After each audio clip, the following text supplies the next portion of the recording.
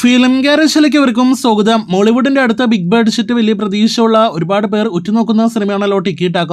ആസിഫ് അലി നായകനെ എത്തുന്ന സിനിമയുടെ ഏറ്റവും പുതിയ അപ്ഡേറ്റുകളിലേക്ക് വരികയാണെങ്കിൽ സിനിമയുടെ ടീസർ ഈ വരുന്ന ആസിഫിന്റെ ജന്മദിനത്തിൽ ഫെബ്രുവരി 4-ാം തീയതി റിലീസാകും. അപ്പോൾ അടുത്തയാഴ്ച ടിക്കി ടാക്ക എന്ന സിനിമയുടെ ടീസർ റിലീസിനായിട്ട് ഒരുങ്ങുകയാണ്. ആവേശത്തോടെ കാത്തിരിക്കാം ആ ടീസർ കാണുവാനായിട്ട്. ടിക്കി ടാക്ക എന്ന സിനിമയിൽ ഒരു മോളിവുഡിൽ നിന്നുള്ള പ്രധാനപ്പെട്ട നടന്റെ കാമിയോ റോൾ ഉണ്ട് എന്നും അത് പൃഥ്വിരാജ് ആണ് എന്നൊരു റൂമർ കഴിഞ്ഞ വർഷം തന്നെ വന്നതാണല്ലോ. ഇപ്പോൾ ഉറപ്പിക്കപ്പെട്ടിരിക്കുകയാണ്.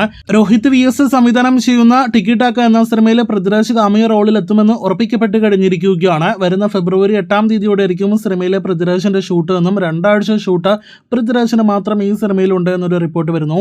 അപ്പോൾ പള്ളിച്ചട്ടമ്പിക്ക് ശേഷം ഈ വർഷം തിയേറ്ററുകളിലേക്ക് എത്തുന്ന മറ്റൊരു മലയാളം പ്രധാനപ്പെട്ട സിനിമയിലും പൃഥ്വിരാജ് കാമിയോ റോളിൽ എത്തുന്നു. അടുത്ത പ്രധാനപ്പെട്ട റിപ്പോർട്ടിലേക്ക് വരികയാണെങ്കിൽ ലാലേട്ടൻ കിഷ്കിന്ത കാണ്ഡം കണ്ട് കഴിഞ്ഞ വർഷം ആസിഫിനെ അഭിനന്ദിച്ചു എന്ന് പറഞ്ഞ് ആസിഫ് തന്നെ മിറാഷിന്റെ അഭിമുഖത്തിൽ വെളിപ്പെടുത്തിയതാണല്ലോ. ലാലേട്ടൻ ഒരു സിനിമ കണ്ട് ഒരാളെ വിളിച്ച് അഭിനന്ദിക്കുക എന്നൊക്കെ പറയുന്നത് വളരെ ചുരുക്കമായിട്ട് കേട്ടിട്ടുള്ള കാര്യങ്ങളാണ്. ഇപ്പോഴത്തെ അങ്ങനെ ഒരു അഭിനന്ദന റിപ്പോർട്ട് കഴിഞ്ഞ വർഷം വന്നപ്പോൾ തന്നെ പലരും ആഗ്രഹിച്ചിട്ടുണ്ട് ദിൻജിത്ത് അയ്യത്താൻ ലാലേട്ടൻ കോംബോയിൽ ഒരു സിനിമ വരാനായിട്ട്.